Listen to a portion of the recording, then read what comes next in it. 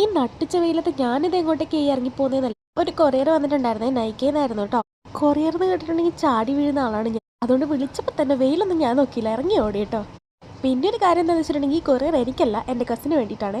Cousin വന്ന order എന്താ ഞാൻ പോയിട്ട് പിക്ക് ചെയ്യുന്നതെന്ന് വെച്ചിട്ടുണ്ടെങ്കിൽ എൻ്റെ ഫോണിൽ നിന്ന് ഞാനായിരുന്നു കേട്ടോ ഓർഡർ ചെയ്തിട്ടുണ്ടായിരുന്നത്. അതുമാത്രമല്ല കേട്ടോ, ആളൊന്നും ആളുടെ വീട്ടിലില്ല. അപ്പോൾ അതുകൊണ്ട് ഞാൻ തന്നെ പൊട്ടിച്ച് നോക്കേണ്ട അവസ്ഥയാണ്. കാരണം പൊട്ടിച്ച് നോക്കിയിട്ടില്ലെങ്കിൽ ശരിയാവില്ല. കാരണം എല്ലാ കുപ്പിച്ചില്ല് പോലത്തെ സാധനങ്ങളുടെ ഉള്ളിലുള്ള പ്രൊഡക്ട്സാണ് വന്നിട്ടുള്ളത്. അപ്പോൾ എന്തെങ്കിലും ഡാമേജോ കാര്യങ്ങളുണ്ടെങ്കിൽ അപ്പോൾ തന്നെ റിട്ടേൺ അടിക്കാമല്ലോ. അതുമാത്രമല്ല, എനിക്ക് എന്ത് പെട്ടി കിട്ടിയാലും അപ്പം തന്നെ എനിക്ക് തന്നെ പൊട്ടിച്ചത് അപ്പം തന്നെ കാണണം. എനിക്കത് ഭയങ്കര ഇഷ്ടമാണ്.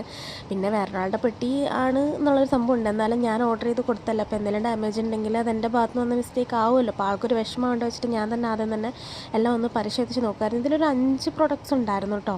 അതുമാത്രമല്ല, ഒന്നും തന്നെ ഡാമേജ് ആയിട്ടൊന്നും ഉണ്ടായിരുന്നില്ല. അതിൻ്റെ ബോക്സും പാക്കേജിങ്ങും എല്ലാം അടിപൊളിയായിരുന്നു കേട്ടോ. ഇനി ഇതിൽ എന്തൊക്കെ സാധനങ്ങളാണ് ഉള്ളത് എന്നുള്ളതും അതെന്തിനു വേണ്ടിയിട്ടാണെന്നുള്ളതും അടുത്ത വീഡിയോയിൽ പറയാവേ.